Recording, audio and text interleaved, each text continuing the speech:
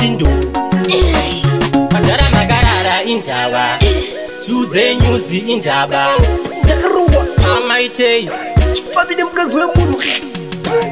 Zawira uneruchiwa Tinokuziya uneruchiwa Nasi wazowira mukomba Chiringa vanototambisa chiuno Taida kudzidzira Chipfeve Kudzidzira Chipfeve Asi kwatiri ndichiri kure Anotoda vane mushonga wezvikure Usazopembedza munyama Chinenge chibotorora uchiramba Zuro ndizuro ndakakuona kubvawa Vakatsamwa uchiwainisa hure Ukandizonya ukati ndisarewa Yezvekuno inenge yakwana sama Uri kushamba Vakaponzwa ukutadza kushama Zawira uneruchiwa Tinokuziya uneruchiwa Nasi wazowira mukomba Uchiringa vanototambisa chiuno Taida kudzidzira Chipfeve Kudzidzira Chipfeve Asi kwatiri ndichiri kure Anotoda vane mushonga wezvikure Ndakabata umwe mukadzi makadzi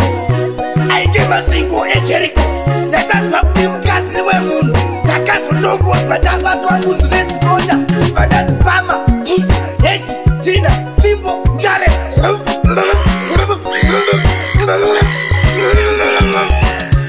Zawira uneruchiwa Tinokuziya uneruchiwa Nasi wazowira mukomba Uchiringa vanototambisa chiuno Taida kudzidzira Chipfeve Kudzidzira Chipfeve Asi kwatiri ndichiri kure Anotoda vane mushonga wezvikure Usazopembedza munyama Chinenge chibotorora uchiramba Zuro ndizuro ndakakuona kubvawa Vakatsamwa uchiwainisa hure Ukandizonya ukati ndisarewa Yezvekuno inenge yakwana sama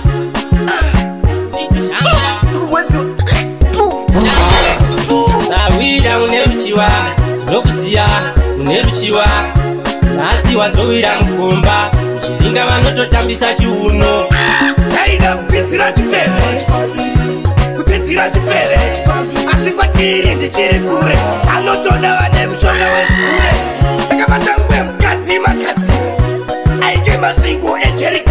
Ndakazwa kuti mukadzi wemunhu Ndakazotongodzwa ndabatwa bunzu reziponda Taida kudzidzira Chipfeve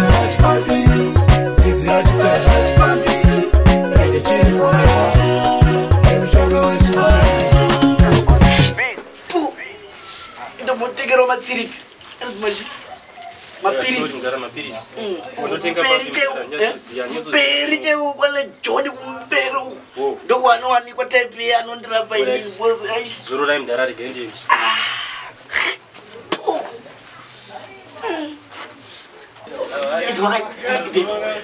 uya nechapa uyaunzwa apa unachi yoga iwo majika yoga iwo zvimupesa aita wekao dewangoita wazviziya